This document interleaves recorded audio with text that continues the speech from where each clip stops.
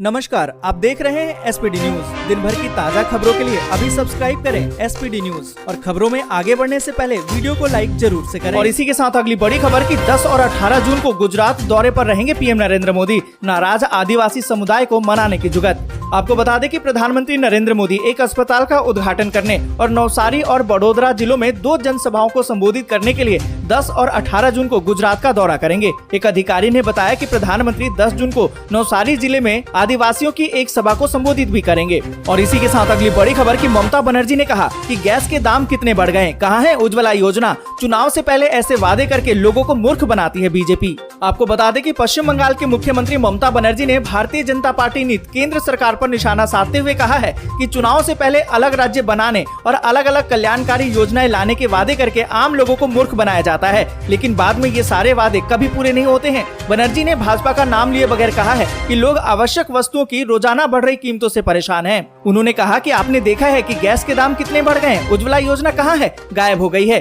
फिर से जब चुनाव पास में होंगे वे आपसे एक अलग राज्य बनाने और अन्य उज्ज्वला योजना लाने का, चाय बगानों की खरीदारी का वादा भी करेंगे। और इसी के साथ अगली बड़ी खबर की लालू को पलामू कोर्ट ने 13 साल पुराने केस में किया रिहा, लगाया 6,000 रूपए का जुर्माना। आपको बता दें कि राष्ट्रीय जनता दल के सुप्रीमो और बिहार के पूर्व मुख्यमंत्री लालू प्रसाद यादव को पलामू कोर्ट ने रिहा कर दिया है। कोर्ट ने लालू पर 6,000 रूपए का जुर्माना भी लगाया है। चुनाव प्रचार के दौरान गढ़वा टाउन हॉल के मैदान में बिना इजाजत हेलीकॉप्टर लैंड कराने के मामले में लालू पर केस दर्ज हुआ था। और इसी के साथ अगली बड़ी खबर की महाराष्ट्र में कोरोना की डराने वाली रफ्तार, 2700 से ज्यादा आए हैं नए मामले। आपको बता दें कि महाराष्ट्र में कोरोना एक बार फिर से पैर पसारने लगा है। बुधवार को कोरोना के 2701 नए मामले सामने आए।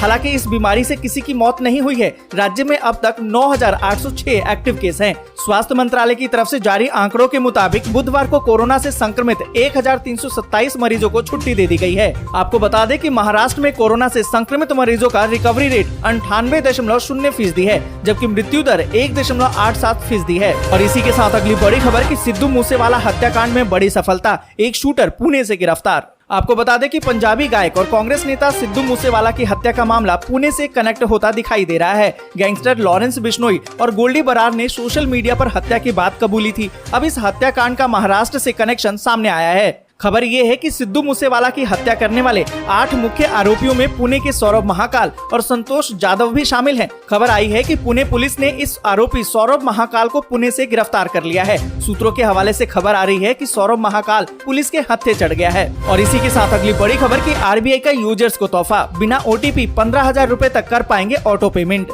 आपको बता दें कि भारतीय रिजर्व बैंक ऑफ इंडिया यानी कि आरबीआई ने मॉनेटरी पॉलिसी कमेटी की बैठक में ऑटो डेबिट करने वाले यूजर्स को बड़ा तोहफा दिया है। आरबीआई की तरफ से ऑटो डेबिट यानी कि रेकरिंग पेमेंट की लिमिट को 5,000 रूपए से बढ़ाकर 15,000 रूपए कर दिया गया है। आपको बता दें कि 1 जनवरी 2021 से पहले रेकरिंग पेमेंट की लिमिट 2,000 रूपए हुआ करती थी, लेकिन ऑटो पेमेंट के बढ़ते चलन की वजह से आरबीआई ने इसकी लिमिट को बढ़ाकर अब 15,000 रूपए कर दिया है। और इसी के साथ अगली बड़ी खबर की सोनिया और राहुल गांधी को समन पर कांग्रेस की सफाई, कहा कि ईडी से छिपाने के लिए कुछ नहीं। आपको बता दें कि सोनिया गांधी और राहुल गांधी के ईडी के सामने पेश को लेकर कांग्रेस ने बयान जारी करके सफाई दी है। पार्टी की तरफ से जारी बयान में कहा गया है कि दोनों ही नेता ईडी के सामने पेश होंगे क्योंकि उनके पास जांच एजेंसी से छिपाने के लिए कुछ नहीं है। भाजपा को इससे सबक लेना चाहिए। आपको बता दें कि सोनिया गांधी को नेशनल हेराल्ड मनी लॉन्ड्रिंग मामले में बुधवार को ईडी के सामने पेश होने के लिए कहा गया था, लेकिन उन्होंने कोरोना संक्रमण का हवाला देते हुए जांच एजेंसी से वक्त मांगा था। और इसी के साथ अगली बड़ी खबर की बीजेपी या शिवसेना किसे मिलेगा एआईएमआईएम विधायकों का साथ, अवैसी ने रखी है शर्त। आपको बता दें कि महाराष्ट्र की 6 राज्यसभा सीटों पर 7 उम्मीदवार उतरने से सियासी घमासान छिड़ गया है। बीजेपी के तीसरे और शिवसेना के दूसरे कैंडिडेट के उतरने से महाराष्ट्र में करीबन 2 दशक के बाद राज्यसभा चुनाव में वोटिंग की नौबत आ गई है। ऐसे में निगाहें अब असादुद्दीन अवैसी की पार्टी एआईएमआईएम के 2 विधायकों पर है कि वो बीजेपी या फिर शिवसेना किसका साथ देगी। आपको बता दें कि असादुद्दीन अवैसी ने कहा है कि बीजेपी या फिर शिवसेना किसी के भी नेता ने हमसे संपर्क नहीं किया है। अगर वो हमसे संपर्क करते हैं तो हम जरूर से समर्थन देंगे, पर उन्होंने कहा कि 1-2 दिन में अगर वो नहीं मिलते हैं तो हम अपना फैसला खुद से लेंगे कि किसे समर्थन करें। और इसी के साथ आज बड़ी खबर की किसानों के लिए गुड न्यूज, खरीफ की एमएसपी में 5 से 20% तक बढ़ोतरी को मंजूरी। आपको बता दें कि खरीफ की फसलों के न्यूनतम समर्थन मूल्य यानी कि एमएसपी पर 5 से लेकर 20% तक की बढ़ोतरी को कैबिनेट से मंजूरी मिलने की खबर अब सामने आ गई है। आपको बता दें कि बताया तो ये जा रहा है कि ज्वार, बाजरा, रागी, मूंगफली, तुअर, मूंग, धान, मक्का और सोयाबीन के एमएसपी में बढ़ोतरी होगी। आपको बता दें कि देश के किसानों को खरीफ की फसलों के न्यूनतम समर्थन मूल्य से जहां किसानों की स्थिति ठीक होगी, वहीं भारत में सप्लाई की समस्या का समाधान भी होगा। और इसी के साथ काम की बात, राशन कार्ड में जरूर जुड़वाएं घर के नए सदस्य का नाम।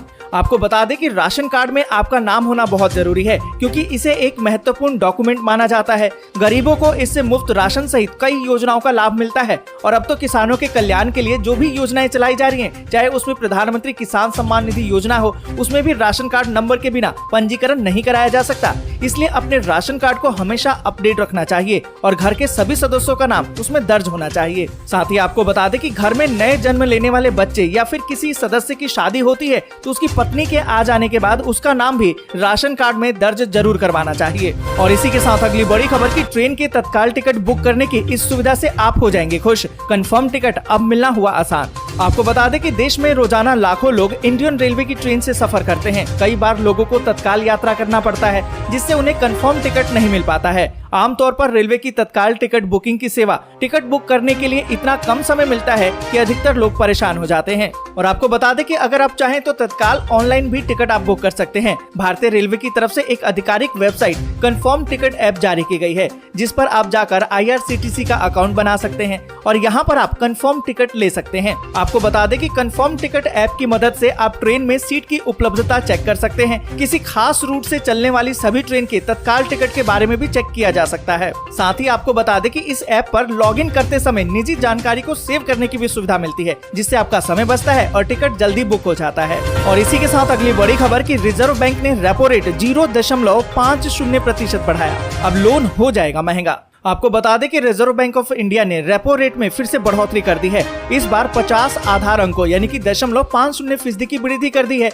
रेपो रेट बढ़कर अब 4.90% हो गया है। आपको बता दें कि रेपो रेट के बढ़ने से तमाम तरह के लोन अब महंगी दरों पर मिलेंगे और आम आदमी पर EMI का बोझ पहले के मुकाबले अब ज्यादा पड़ेगा। इससे साफ है कि अब बैंक से लोन लेना महंगा हो जाएगा। और इसी के साथ अगली बड़ी खबर कि विमान में मास्क नहीं पहनने वाले यात्रियों को उतार दे एयरलाइंस। DGCA ने जारी किया नया निर्देश।